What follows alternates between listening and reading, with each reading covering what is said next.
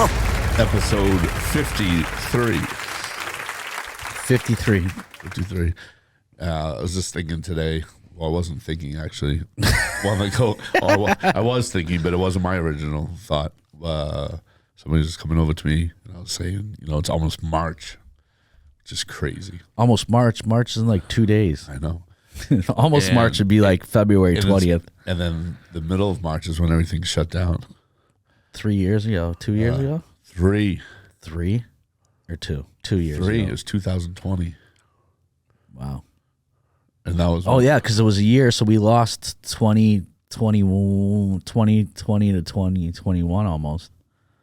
Yeah. Yeah. Yeah, because I had a New Year's at home. It was awesome. I had a New Year's at home this year. It was awesome.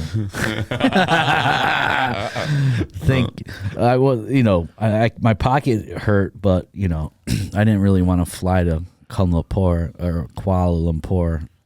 It was just going to be too much for 24 hours. So yeah, I did a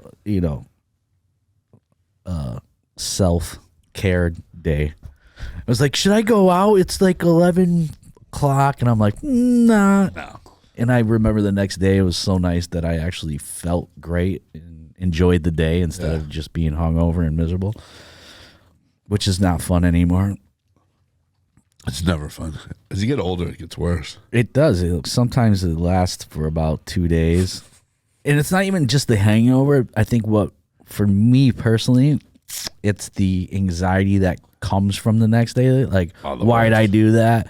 The self-judgment of yourself the next day, even the reflection of the night, even though you didn't do one thing wrong, you didn't offend anybody, you judge yourself a little heavy on the hangover day. Well, that's me personally. I'm sure it affects everybody differently, like everything in life, but that's my personal. Yeah, the worst is if you try to eat clean the whole week, maybe go to the gym. Oh, you get super bummed out. You're like, why'd I do that? Yeah, and then you just eat McDonald's all day. And you're like, oh my God, did that one extra drink just make my night any more special? And it actually does not at all. At the moment it did. At the moment. But here's the thing with me. I used to have that situation too, where I used to DJ.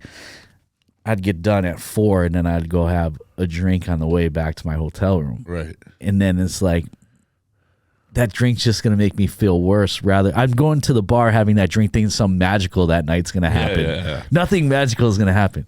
What's going to happen magically is if I go to my room and actually have a sleep where I have a dream. Right. You know what I mean? So I kind of started drifting away from feeling like, oh, just one more. But it's hard because your inside head goes, you just want one more. Yep. It's always one more. I'm glad that I don't feel that way as much as I used to, because I used to beat the shit out of myself. Yeah. No, it is. I mean, especially in our business, it's the third shift. It's the overnight shift. It's the lack of sleep. And then trying to wake up the next day and have a normal life when in fact you slept for 3 hours. Yeah. You know what I mean? And I have to congratulate you too, because I don't think I've seen you drunk and doing anything crazy in the past year. You slowed down also a little bit. Slow down a little bit. Yeah. And I'm sure you feel better.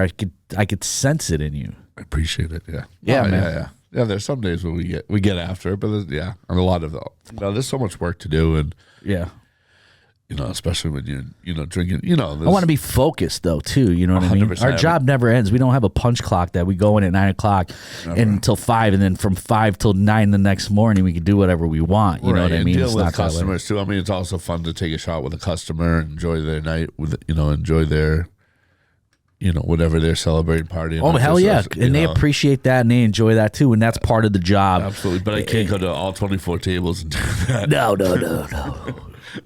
Then it would be McDonald's for a week. That's like Hurley. How many shots you get a night? Yeah. Pour the DJ a shot. Yeah.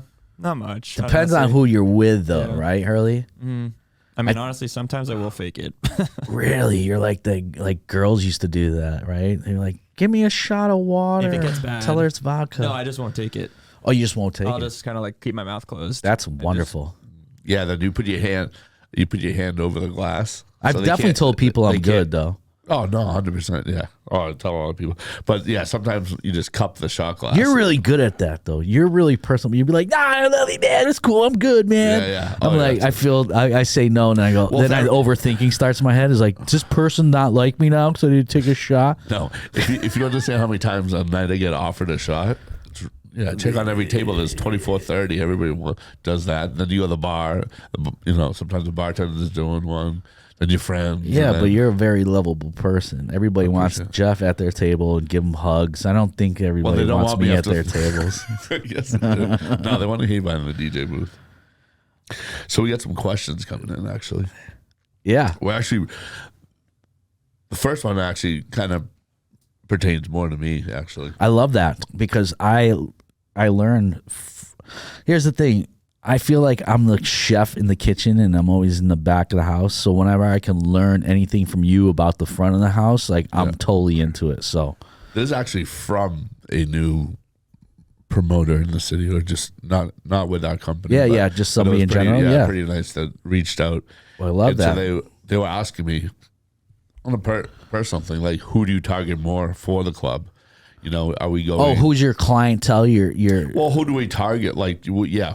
Say, who do we target? Do we target more of girls because that attracts the guys, and the guys are there, or do we just go right after spenders and then the girls will follow? Let me ask you this: within that question, can you answer? Does it change per venue and per night too? Absolutely, yeah. So it's a slide. It's always moving. Yeah, who you're pitching to. Correct, but I think that there's never a time that you don't want a club full of beautiful ladies, or a club full of a lot of spenders. Well, in New York, like the thing about Boston that's weird to me is that there's so many places that have cover charges, right? And every place does. In New York, no place has a cover charge really, but they do it differently. You're a group of girls. You obviously walk right in. Right. You and I walk there. We don't know anybody at the venue or the club. We just want to come in, have a drink. Right. We might not have to pay a cover, but we're going to have to talk to the door guy. The door guy's going to be like, well, listen, we only could seat VIPs. You want to buy a table? No. All right, well, you want to do a bar tab? Right. That's how they get, you just can't come in and mingle. You have to, if there's no cover, you just can't come in. You have to have a bar tab or a table. Yeah, bar tab's kind of crazy. So, yeah, they'll do it per person. Yeah. Yeah. Which I've never seen it implemented in Boston, but I don't know if we could ever do that. I was DJing in Providence Saturday. Shout out to Dirty Deck and Just Jay and everybody at Sports and Leisure. They don't have a cover charge over there either. Yeah. And they just run the door like that. Like, yeah, I mean, sometimes you got to know somebody to get in kind of situation. Sometimes you do need a cover charge for various reasons. Well, I can understand. There's a difference between selling a hard ticket and a cover charge, though. I agree on that. Yeah. I agree on that. Yeah. Well, a lot of times the cover charge is to deter, people. You want your people, if they can't pay the cover charge, you don't want them taking up your capacity room as well. No, because at the end of the day, each body in there is taking up real estate. Absolutely. You can't just have somebody in there that comes in and just wants to stand there and not, drink or anything, because then they're not spending any money. They're just having a night out with zero months. Like, you can't just go to a bar and, can you? Can you go to the bar and just sit there and just order water all night? People do. People that don't drink alcohol, yeah? Yeah, I'm sure there is, but I'm sure they're not by themselves, though. No, that's not true. You don't understand how many, I would say. I don't know. I never really go to bars. Well, even in the clubs, there's I could name 10 people that come every single night to Grand or one of our events.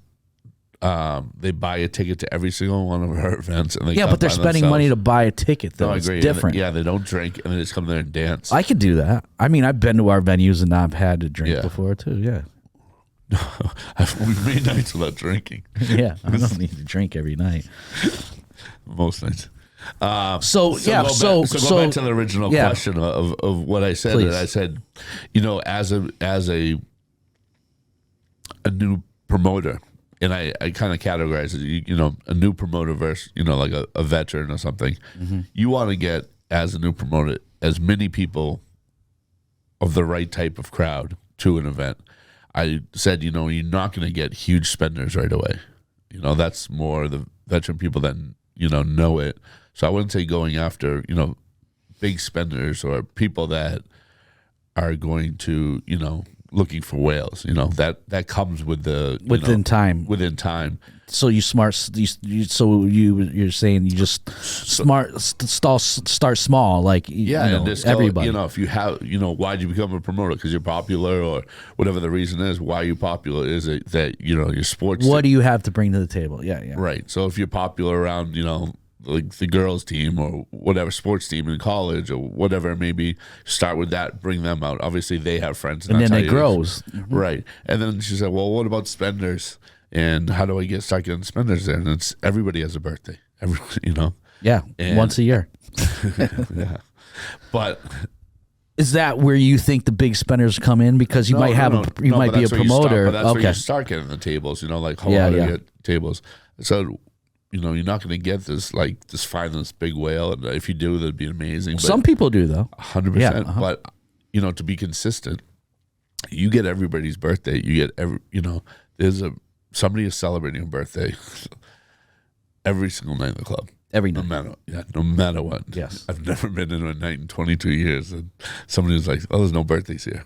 Every single night there's somebody celebrating a birthday. Whereas it's a week away, it's their birthday month. Yeah. It's, Yeah. It's always whatever it is. So you start with that, and just go around to your friends or the people, the clientele that you're reaching out to, and say, when's your birthday? When's it coming up? Blah, blah, blah. Let me set you up.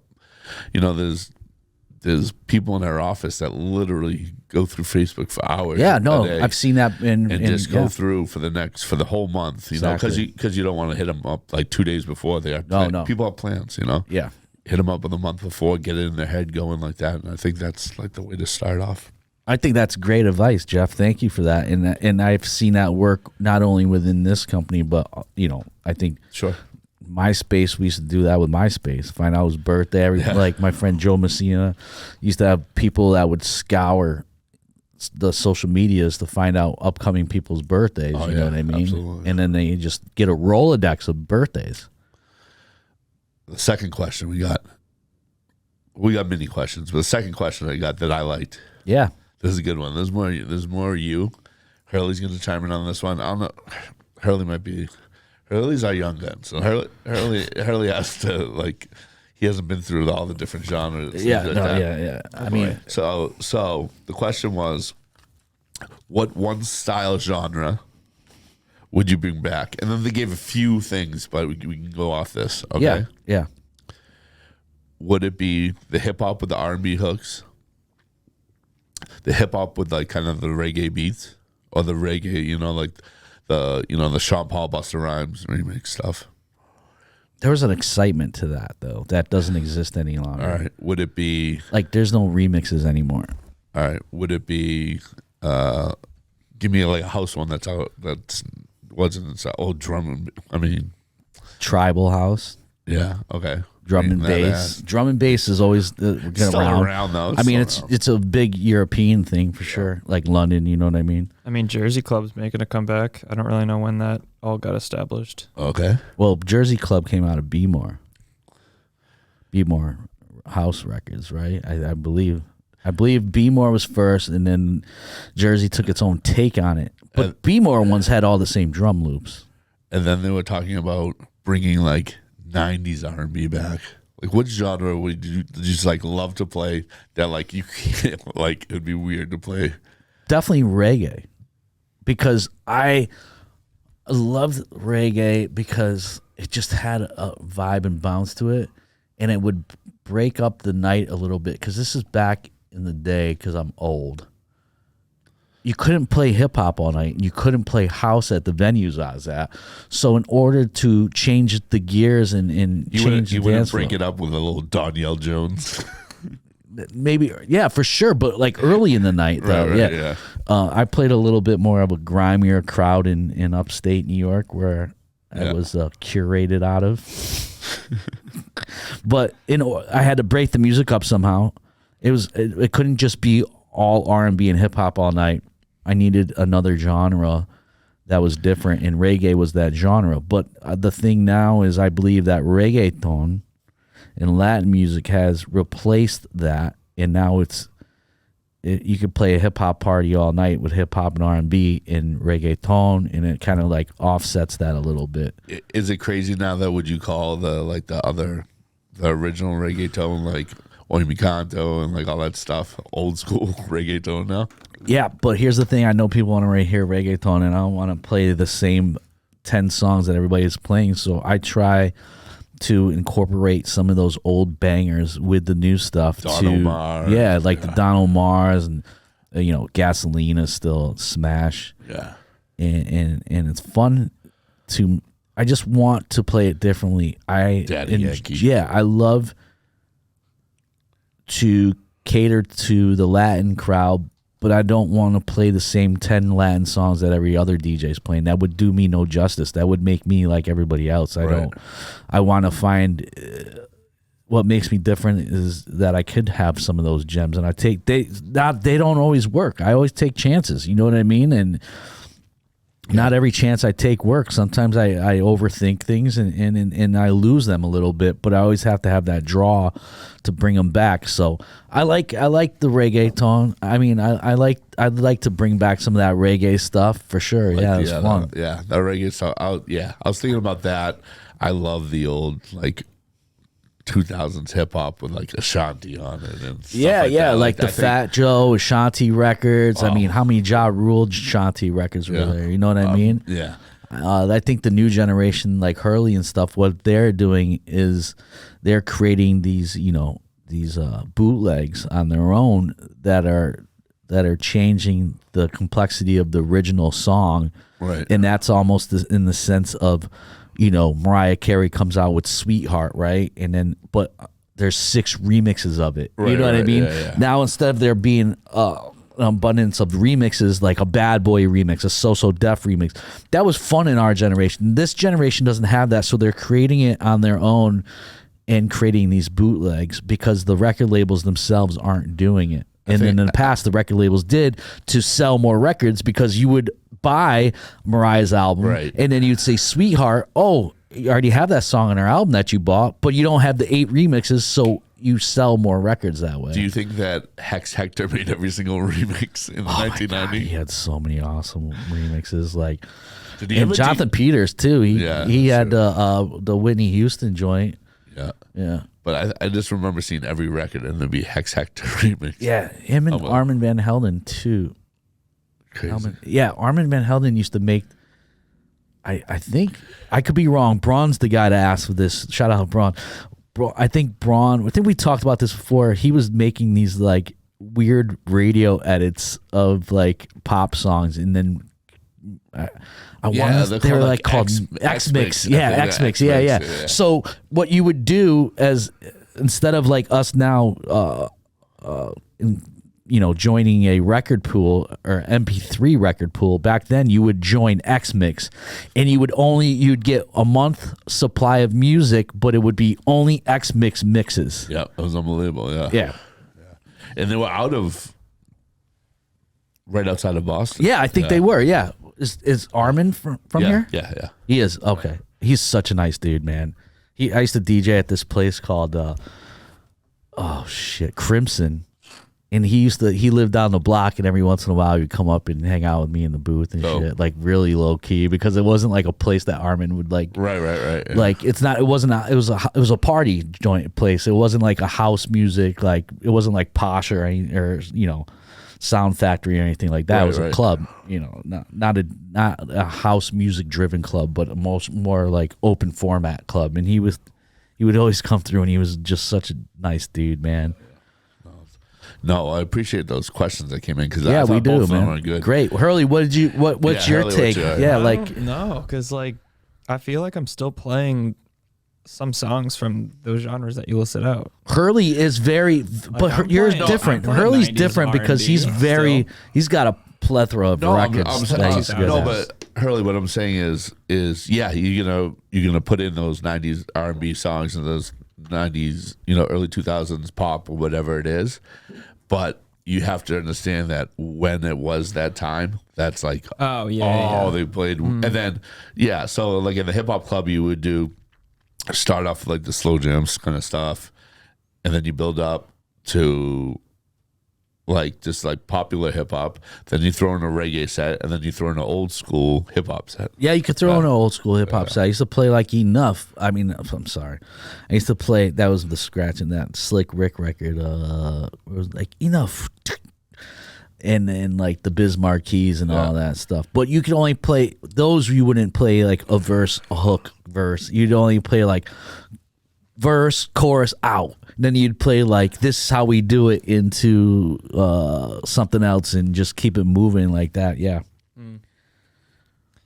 What do you find is your good breakup of music for when you perform live, Hurley? So like my main 3 genres, I'd say, would be house, Latin, hip hop. Yeah, that's, like generally speaking. I think that's just the only thing you can have right now. I don't think you could actually go anywhere else other than those 3 places. That's where I feel like you can just keep the energy. Towards the end of the night is when I toss in like R&B, Afro beats. Yeah, because you're setting a mood.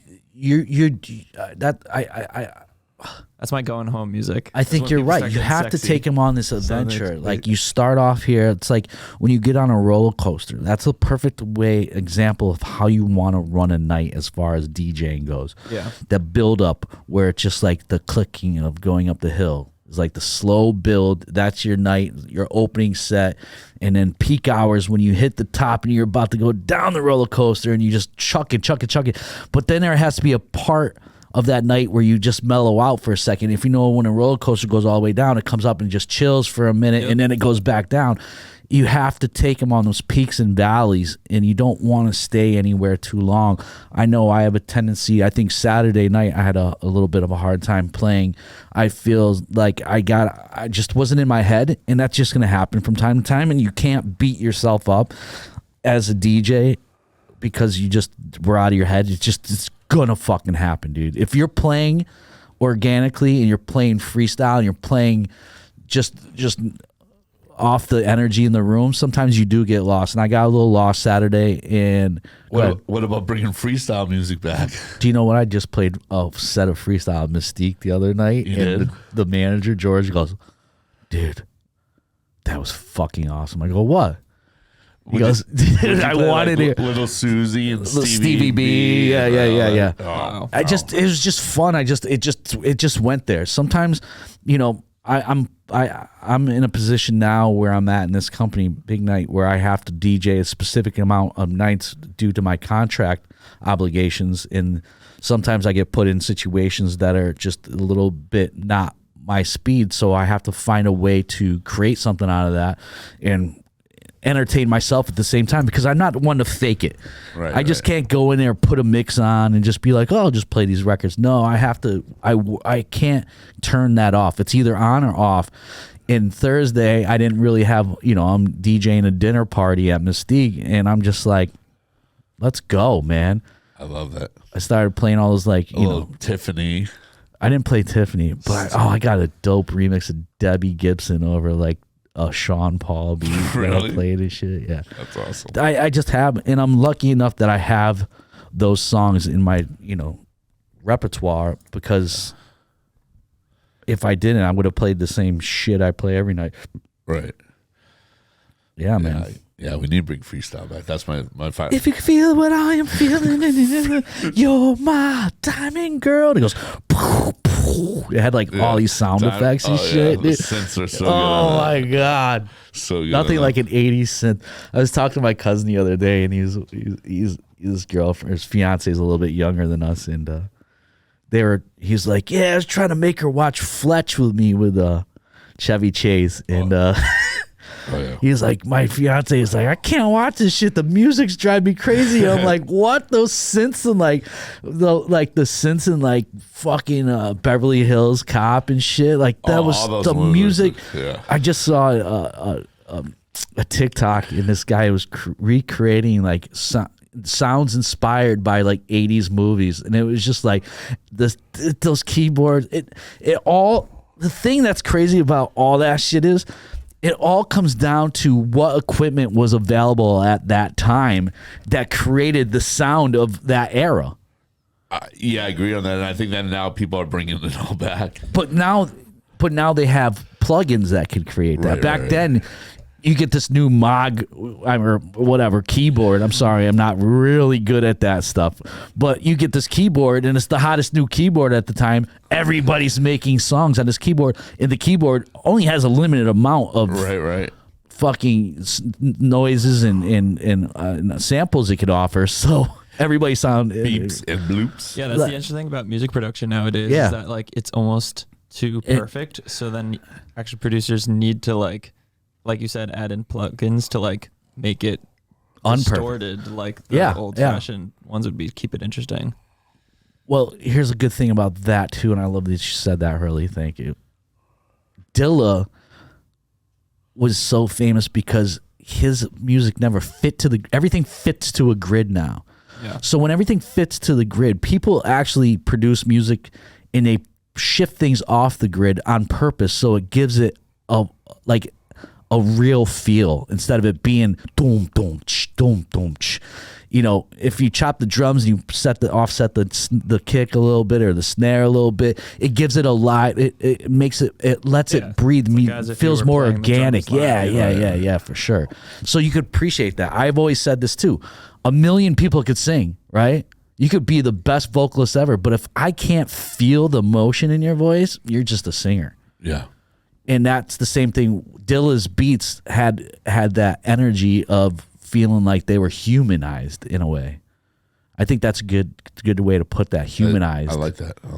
And that's getting lost in today's music because everything is so digital. And it's not any fault of any producers, just the way it is. And that's why you just have to really, if you're going to make music for your fucking self. Yep. And the people, if it's good, they will follow you. Rick Rubin said it that way too. Do it.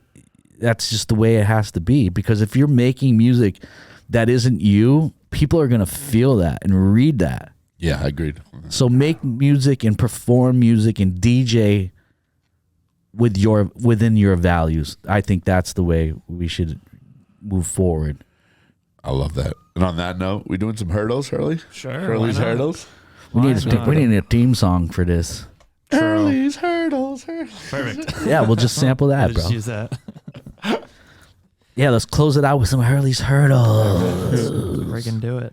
I've been You off. can do it. I've been off a couple weeks.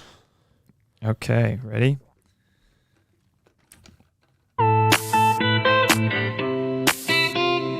Too poppy for me. I know It's like a house song. It Actually, is. I didn't even know what the original artist was, but it's That's a sample popular of somebody? remix. Yeah, like the more popular version of it is this remix. Who actually is coming to Big Night Live this weekend? It is Robin Schultz. There you go. That was a big giveaway, especially for a promoter. Well, Jeff got that one. All right, next. 1 for 1. It's called Prayer and Sea by Lilywood and the Prick. Oh, Prayer and Sea. That's right. Wasn't that originally like a country-ish song? No idea. I actually don't know if I've heard the original. The OG. I don't feel like looking it up now. So Isn't you can I listen think at I your own opened for time. Robin Schultz before in Atlantic City. Yeah, I'm not too familiar with that. I gotta be honest. I wasn't a really big fan of that record. Okay, ready? Yep. Next. Oh, yeah, that's easy. That's Freebird Oh, there we go. by a group named Leonard Skinner, and they were named after their high school gym teacher. Really? Their high school gym teacher was he- Leonard Skinner. Yeah, but dude. was Way. he ELO at No. They changed the spelling. Yeah. Yeah. Damn. Probably some copyright stuff that they would have to do, or not copyright. That was like the first chord. I know. Well Sure. done. Well done.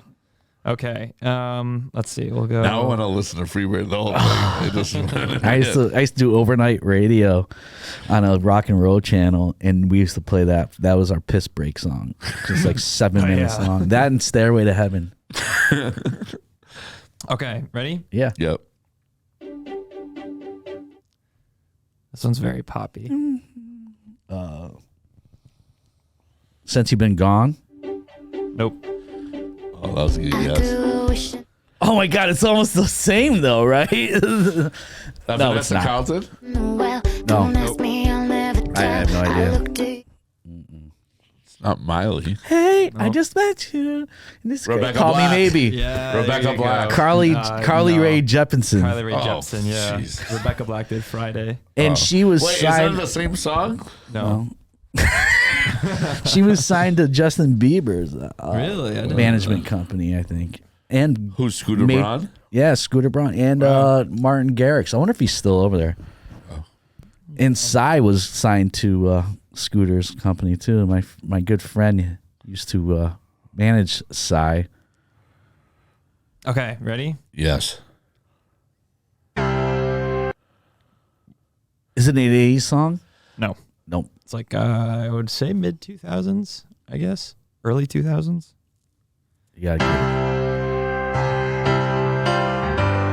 It sounds like Bryan Adams. That's what I thought it was. That's I thought it was from like the Robin Hood soundtrack.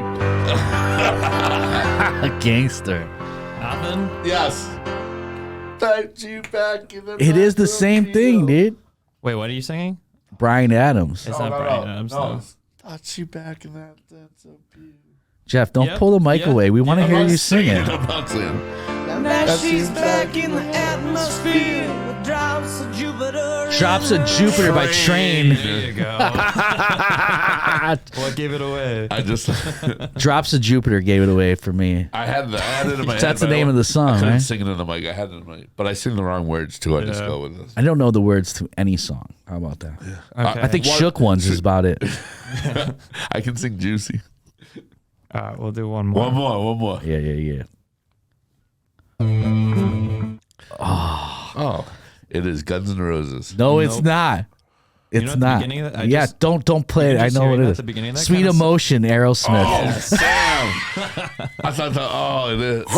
It sounded like, play that again, Hurley. You know what's weird about this? When I just played this right now, it kind of sounded like the Home Depot theme song. No way, really? Let's see. Ready? I don't know the Home Depot theme song, you Wait, weirdo. What a weirdo. All right, you guys don't watch TV? Okay. No, I just. All right, ready? Ready? Listen to this. This is the Home Depot theme song. Holy shit, it is, dude. It also sounds like a suspense the thriller same on key. It sounds like a bad movie with Mark Wahlberg and Kevin Hart. Not saying they're bad actors. It sounds like it's just a funny movie. Doesn't it also sound like Welcome to the Jungle beginning too? No, Let me see. Negative. comes in like I can't believe it. Sweet. You're a Boston boy. You should know that. Oh no, it does not at all. Not really. Way off, dude. Way off. Yeah, Oh, keep letting Sweet Emotion play. So Oh, good. so good. All right, as always, Yes. Jason Smith at Jason Smith Music. Hurley Hurley Music. and Jeff London _. Jeff Find London us, _. And we are. I'm the promoter. He's the DJ. Yes, sir. Peace. Peace. Okay,